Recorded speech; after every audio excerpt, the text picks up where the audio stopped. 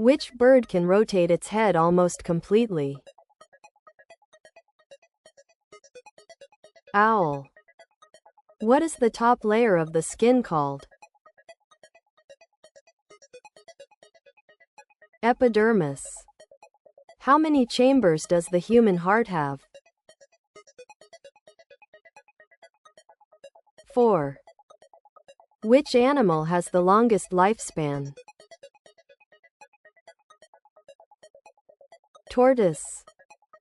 What is the strongest muscle in the human body? Jaw. What do we call animals that can live in both water and land? Please comment answers.